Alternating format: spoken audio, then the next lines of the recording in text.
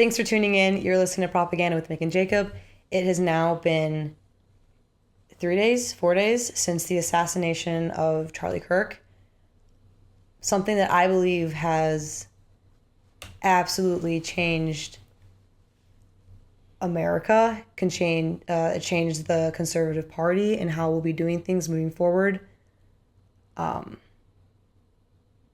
It was honestly one of the worst things I've ever had to watch online. I don't know why they weren't taking the video down. I think they absolutely should have had that wiped from the internet, which I found strange too. I don't know why that was left up for so long. I don't know if it was supposed to be a message, but I understand if it invoked fear.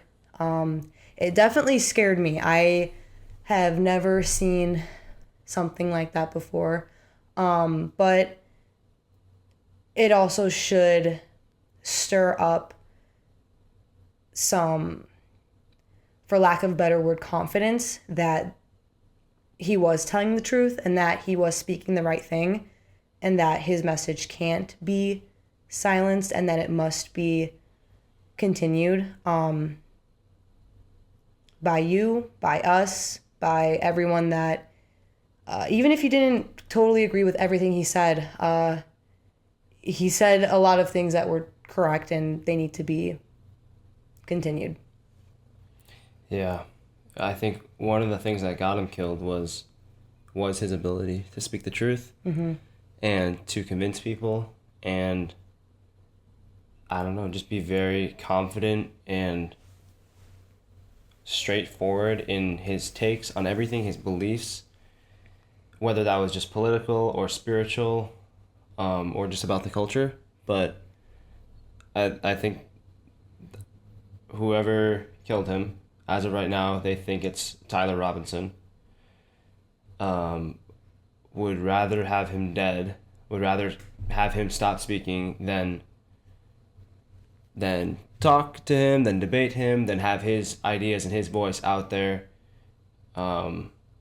So you can tell the impact he had not only on young conservatives, young people on the right, let's say, but he also had an impact on people on the left or people in the middle or people whatever. It left a big enough impact on this guy's life that he hated him so much and wanted to kill him.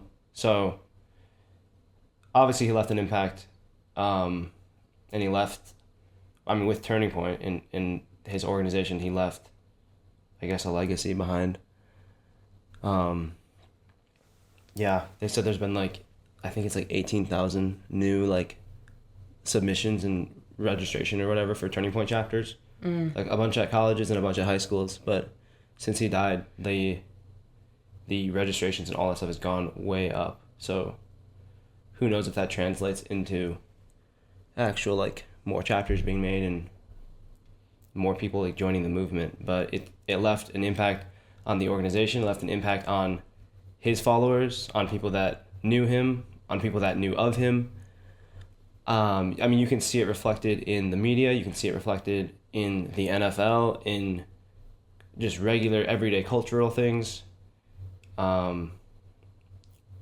Different countries too. Yeah, other countries.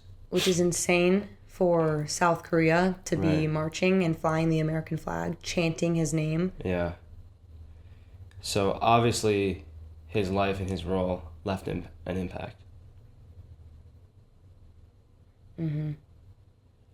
And I know it's easy right now to say you're inspired and want to do something and continue to do something, continue his message, because I'll doom scroll and it'll be really inspirational videos of Charlie Kirk, inspirational music, whatnot.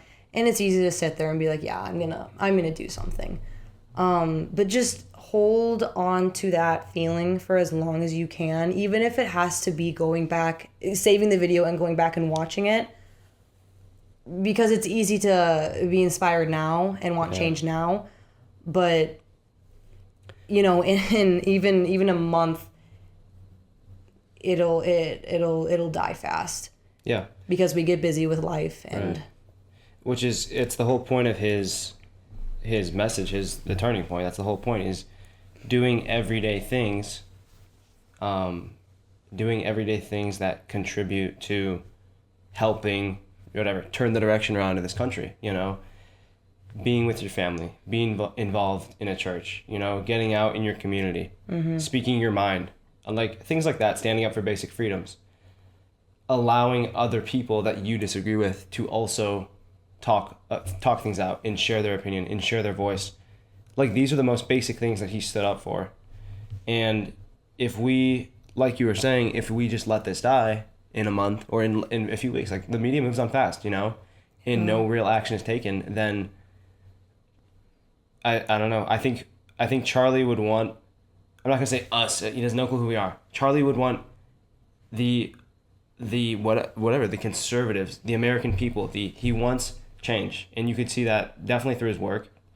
And what I found interesting even after his death is all these people that didn't agree with him on everything, or maybe were further right or further left or dead center or whatever. All these people, a lot of them still had really good things to say. Mm-hmm.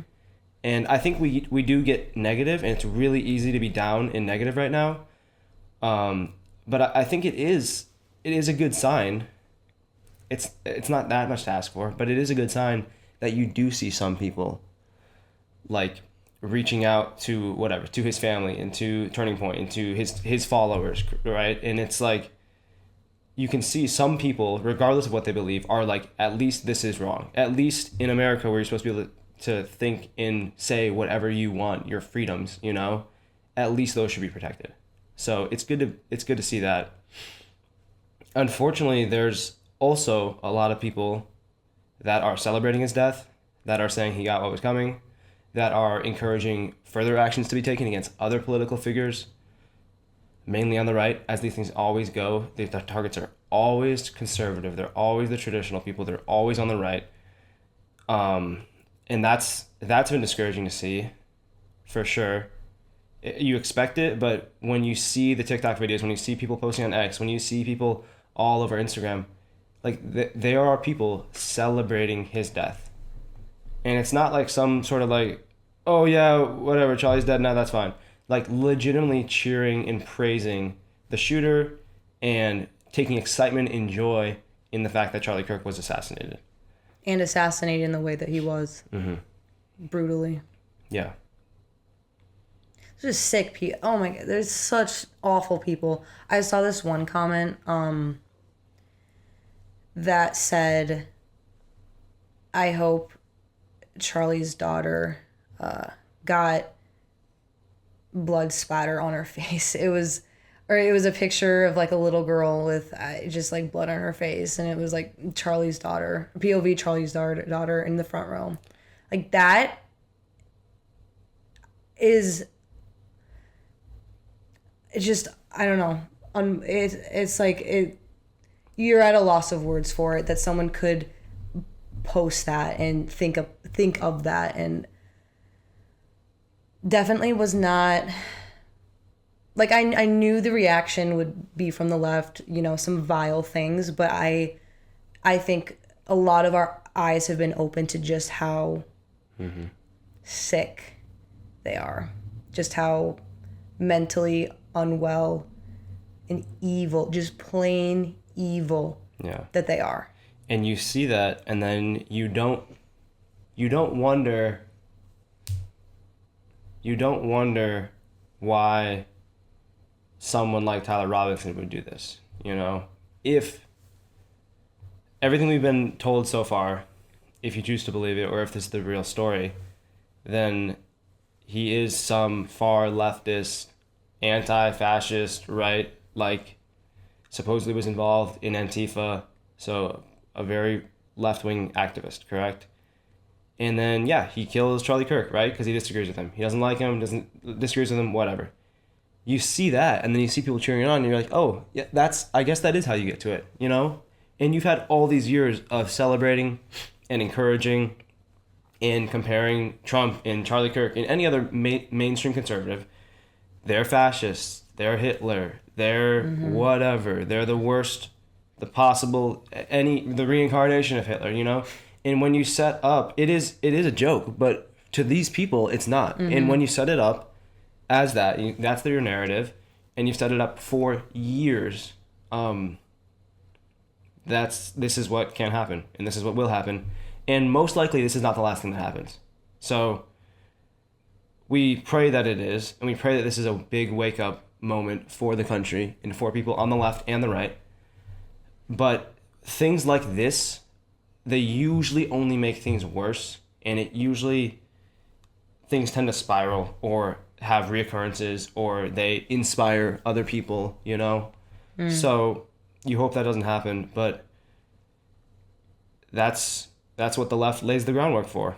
And that's what even the regular everyday people on TikTok and Instagram that are cheering it on, they lay the groundwork for it as well. So I know it makes me so mad when I see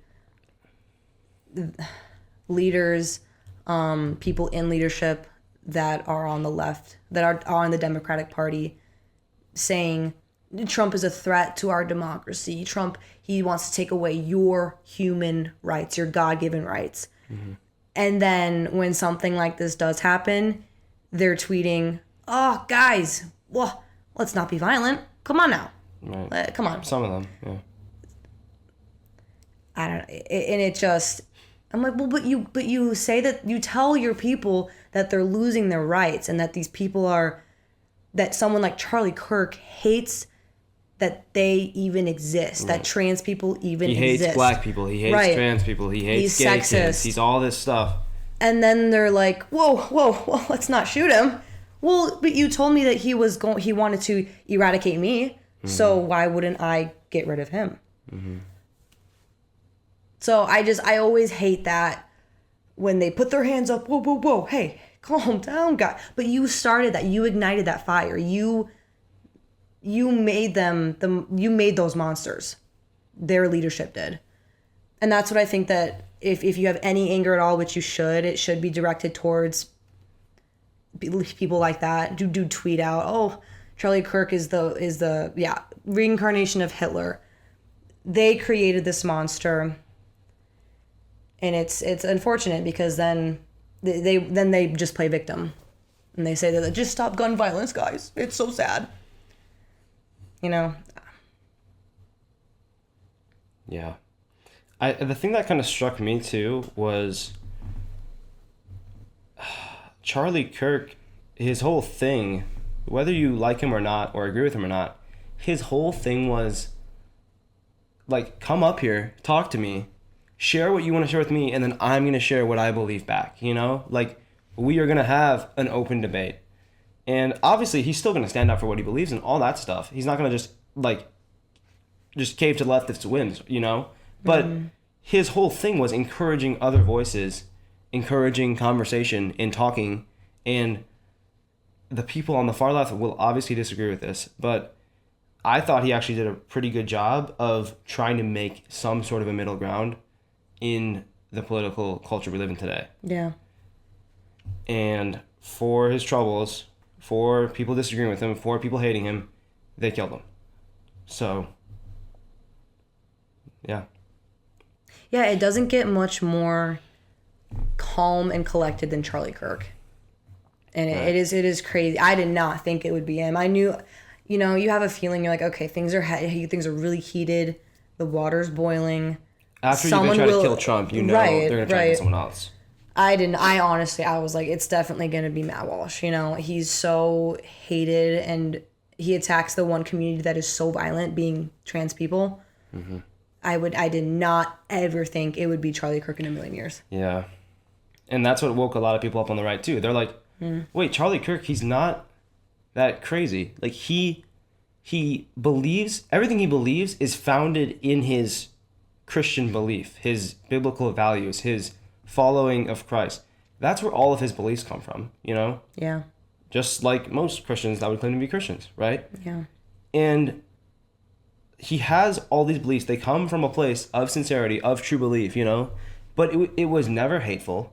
It was never derogatory or demeaning or anything like that, you know? And I would say don't get me wrong, he was conservative, but a very mainstream, right down the center conservative. Not far right, not some radical, not some some weird group chat in the hills of the Appalachian that wants to overthrow the government. He was a mainstream, regular conservative dude who believed in the Christian faith and wanted to promote his biblical, traditional, especially familial values. We're not talking about some crazy radical man. So I think that's what opened my eyes up a little bit. And I think a lot of the country as well, you know? Yeah. Yeah, absolutely. I woke up feeling like I was in some alternate timeline. It didn't feel It didn't real. feel like it was supposed to happen. And I think that was just that's what was so shocking to me. I don't know, I felt like I was in a different dimension. Yeah.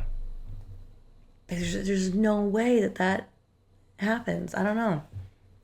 Yeah, it's shocking. I mean, people that are older, they've compared it to like the most recent thing they had was MLK, which obviously shortly before that was JFK, you know? So it's like you haven't seen there's been political violence. Yeah, I think things have gotten worse, all that.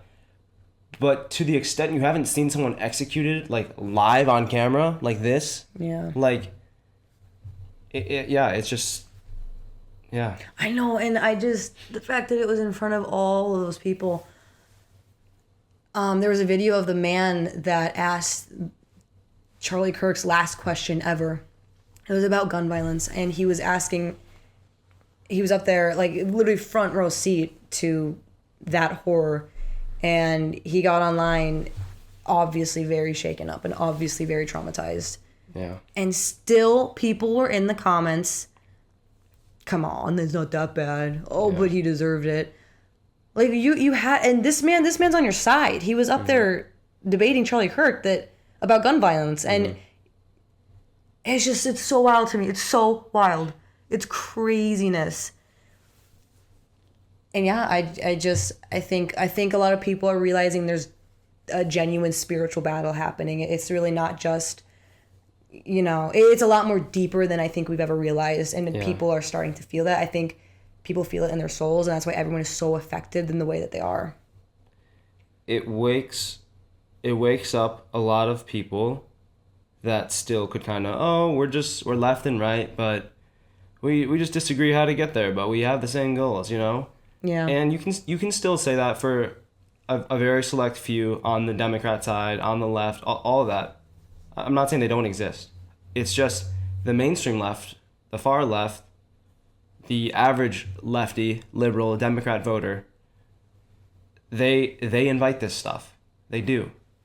They, like we said, they've been pushing the narrative for at least since 2016 when Trump became president. I would say that was a major part, you know, a major turning in how the media portrayed the right, how the media like escalated every situation ever with the right. So they had a part that they played as well, and it shows you that speech is powerful. Charlie Kirk's speech was powerful enough to get him killed. In far leftists, their speech was powerful enough to incite and excuse and encourage this type of behavior. So yeah, that's one thing that I don't think liberal people, people that vote, the people that are in the comments saying like, oh, this is great, this is awesome, that's something I don't think that they understand, is that the fact that a man was assassinated in front of thousands of people on a college campus, somewhere that's supposed to be, you know, pretty safe. The fact that he was assassinated on a college campus in front of thousands of his, in front of an audience, that should be scary for them, scary for Democrats and liberals, and scary for us too, because he was shot based on an opinion. And the United States, America, is the one country on this planet where that is not supposed to happen. Yeah. And it happened. And that is terrifying. Yeah. And I think that's something that's not clocking to them, that it affects them too in that way.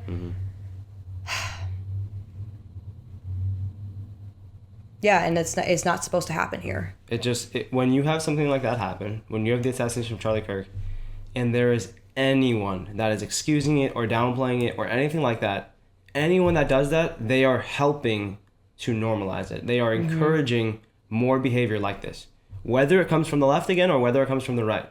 By downplaying this and some of them cheering it on, agreeing with it, excited about it, you are encouraging this behavior. And they're doing the same thing they've been doing the last 10 years, which is causing more division, and it ends in results like this. And it definitely can. So. And when you cheer about that, when you cheer about him being assassinated for basically speaking his opinion, your voice will be cut short too. If you sit here and cheer that on, there will be a lot of violence because people will get sick of it. Okay, if you're killing us, we're gonna start killing you. You know, and that's not something that we cannot get to that point where we sit here and we just kill each other because we have different opinions. You hope it doesn't happen, but there's weird lonely kids that are on the right side of the aisle as well, and they might not like a Democrat one day, and they might have a gun one day, or a car, or a bomb, or whatever. And they might retaliate back, which would be terrible, and we hope it doesn't happen, and that would only make things worse. But when you have people on the left that encourage and applaud and are okay with this, they are asking for results that will end with more outcomes like this, which is not what this country needs. Left or right, we don't need anything more like this. Charlie would have agreed with that as well. Charlie, if this wasn't Charlie and it would have been someone else, I think very obviously he would have come out and said, this is not okay, left or right, okay, Christian, non-Christian, whatever you believe in, this is not okay, and we need to stop behavior and rhetoric like this so that it doesn't happen to someone on the right or the left or down the center or whoever.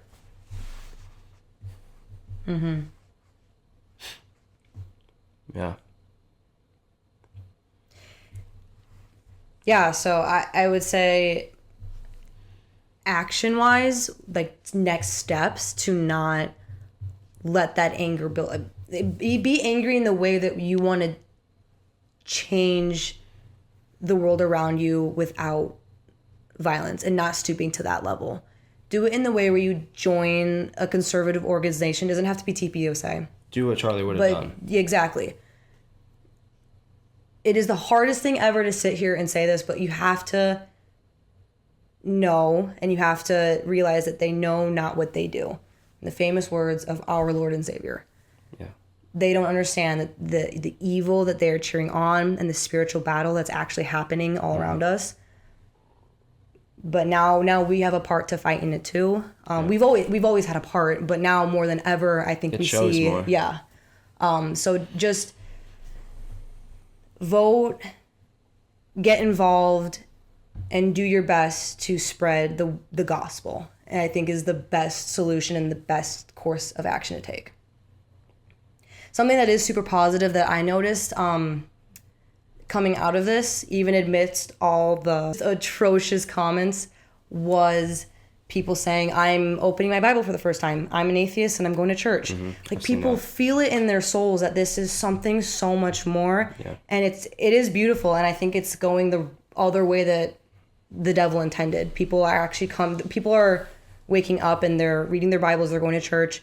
Yep. So there is encouragement in that. And I think that's a beautiful, beautiful thing. Yeah. And a lot of people, politics-wise, see the horrendous reaction from the Democratic side and are like, oh my gosh, I'm out of here. And I was in the middle before, or I was far left before.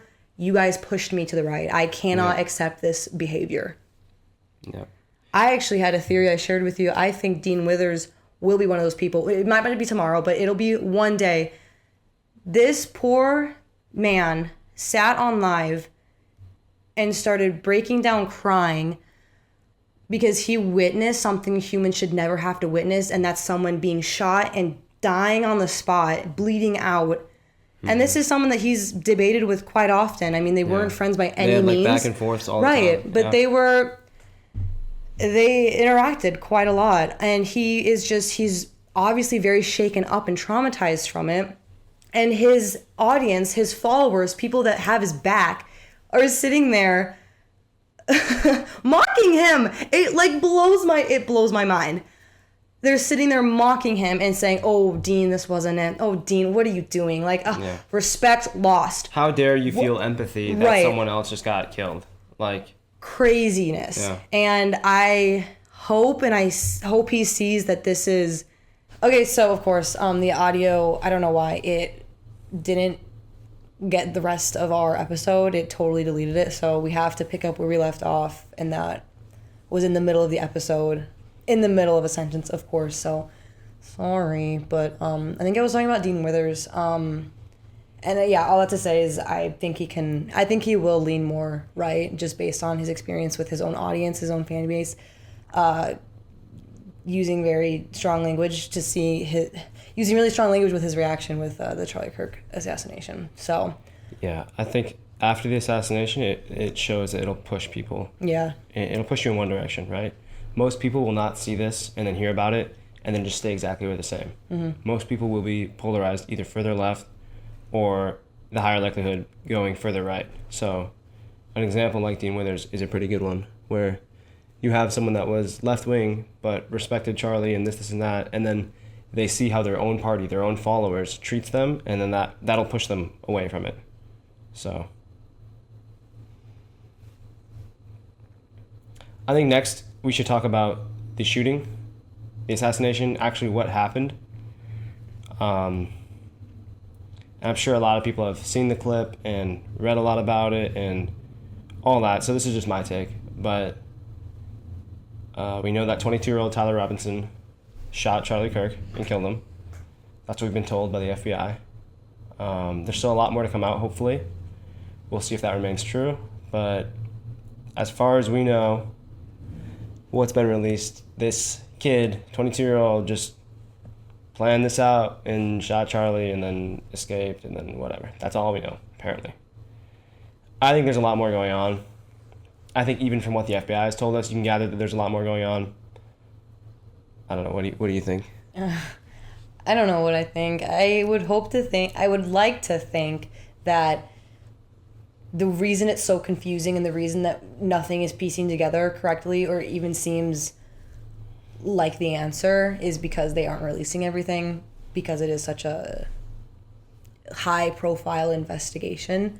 Yeah. I would like to think that we, the public, can't know everything yet, but you say that about the Trump attempted assassination, and here we are, and we still don't know anything. So I don't know if we'll ever truly know what happened, why it happened, and who the shooter actually was. I don't know. I don't know if it was this Tyler Robinson kid. It seems unlikely that it is, that he at least did it by himself. I think he had help. Yeah. What the FBI showed us, right, following the assassination, was there was some security camera pictures of Tyler Robinson arriving on campus through the parking garage. So they released like 3 pictures, right? And it's just him. He's wearing glasses, he has a hat, he has a backpack, and that's all we see. We don't see a gun, we don't see anything hidden. We do see the very vibrant visual of his cell phone outlined in his pocket, which is important for later because they claim that he brought the gun there. So we cannot see the gun, which is strange to me. This was it's a huge rifle, right? It's meant for precision shooting, and like it's not so easily hidden. I don't know how he stuffed this in his backpack or threw his shirt down into his pant leg or whatever, but you can see him clearly walking. You don't see any outline of a gun or any bend in his leg when he's walking. You don't see anything like that. It's very hard to just take what the FBI says and says, oh, yep, he had a gun. There could have been a gun stashed on the roof before, 100%. Very likely, we've seen that before with shooters and people that come back to things or leave things there to set it up. Very well could have happened. The strange part is directly following the shooting of Charlie Kirk, you see there's video footage of a black figure running across the top of the roof, and very clearly he's not holding anything in his hand. He doesn't have anything slinged over his shoulder. He's not There's no rifle. In the video footage of him directly fleeing the scene, there's no rifle. The FBI later released footage of him going to the backside of the building and dropping down off of the building into a parking lot, essentially, where he then crosses the street. The only problem is he jumps off the building with, again, no rifle. Can't see the gun, there's no rifle, whatever. Now, if you want to believe something else, then maybe it was a smaller gun, maybe it was a breakdown gun, maybe he had a pistol. You can't make that shot with a pistol anyways, but let's pretend, let's give them the benefit of the doubt. The problem that I see and that the FBI is running into is they claim to have found the rifle in the woods, off campus, past the neighborhood, away from the scene. So my question is how did Tyler Robinson get the gun off the roof before authorities caught him or noticed anything or found him, hide it in the woods, and then he proceeds to escape when we see him leaving the scene and there's no gun? Mm-hmm. So either that's not the gun, either he's not our shooter, or either he had help.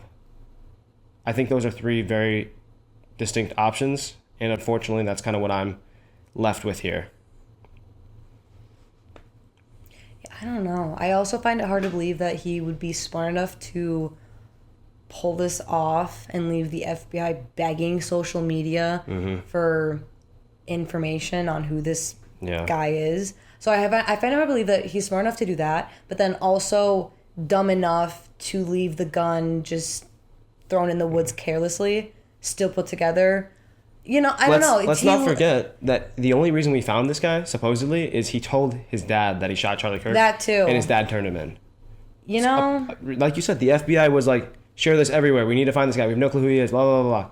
And maybe results or DNA or fingerprint, whatever. Maybe that stuff would have came back and they would have been able to track him down. But as of over a day after the shooting, they didn't know who this guy was. And he goes home and tells his dad, and his dad turns him in. The whole thing's sus. It doesn't make sense, and I feel like these things never make sense. And that it doesn't necessarily mean there's some greater conspiracy here going on. But it is like, come on, it's always one more thing. Something doesn't check out. We're not being told this. It's always, oops, we meant this, but we messed up this. It never makes sense. So I find that discouraging when we're talking about why or who or how. Obviously, this kid, to some extent, if he was involved, did not like Charlie Kirk. That's very clear. Was he groomed into it? Was he convinced by it? Did he have help? Was he even the one who was responsible for it? We don't know. That's just what the FBI is telling us, but unfortunately we don't know. Yeah, we'll probably never know, unfortunately.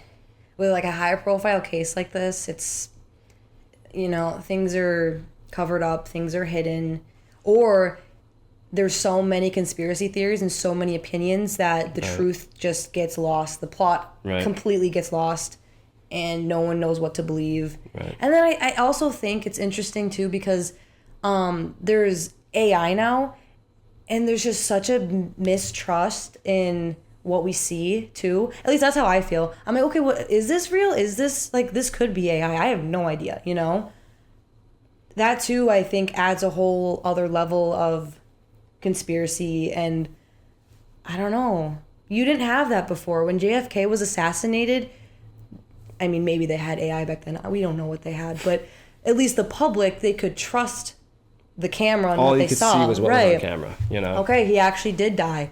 You know, his head was blown up in a convertible next to his wife. Yeah. Now we sit here and people are in such denial that they're like, well, look at this weird dot on Charlie's shirt. They're like saying he didn't die or that it was set up. And it's hard to tell. It's hard to tell. We don't know. Right. But that just shows you how, like, we don't even know. We can't even trust what we see. Right. We can't. It's such a level of confusion and chaos. And, you know, and I think that adds to it that there's just so much going on and so much opinion that we just completely have lost the story and the plot and what's truth. What I believe is someone who hated Charlie Kirk and what he stood for and what his ideas were decided to kill him and assassinate him and succeeded. And now we are left with the same questions we've been asking. So who it was, why it was, for what reason, who was there helping. But hopefully we do find out. You would hope that with a Trump administration, he would not let this rest until the answers came out and until the public was completely satisfied. That's what you would hope. there's been quite a few things since Trump's taken office where that hasn't been the case. The public is left unsatisfied. We were lied to about certain things. We haven't gotten the full truth on other things. People are demanding the Epstein list, which, while Charlie Kirk's body was still warm, the Republicans, as well as the Democrats, but the Republicans voted to block the Epstein list from being released.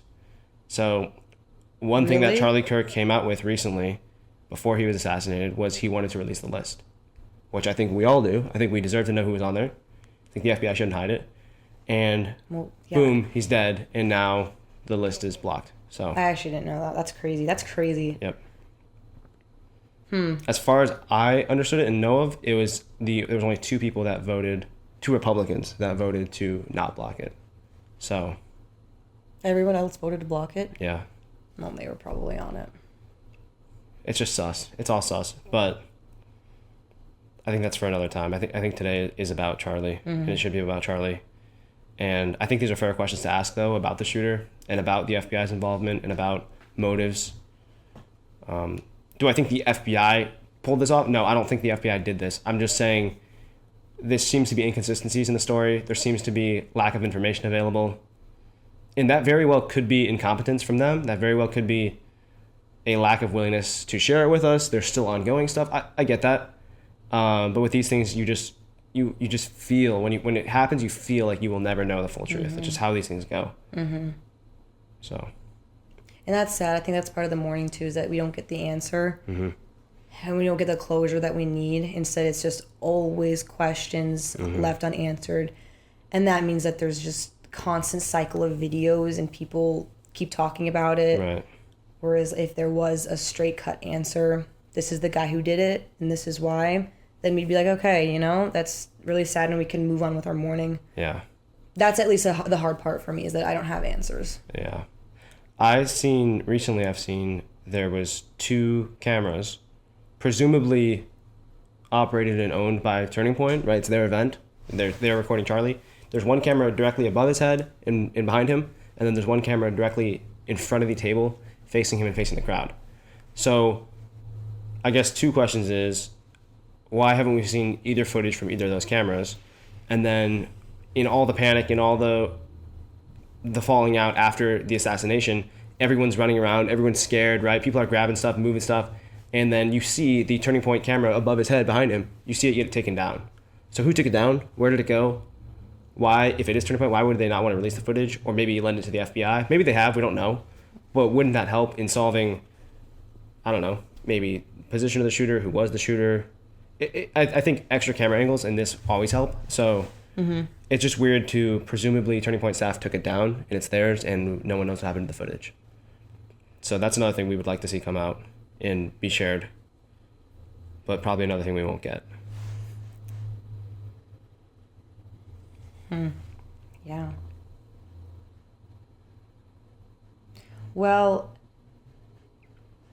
we just actually just before this, we went to a vigil for Charlie Kirk in our hometown. And something the speaker said hit me wrong, and I hope that it's not being said across country. He said that at this point now, politics is what will save us. And, it was a big,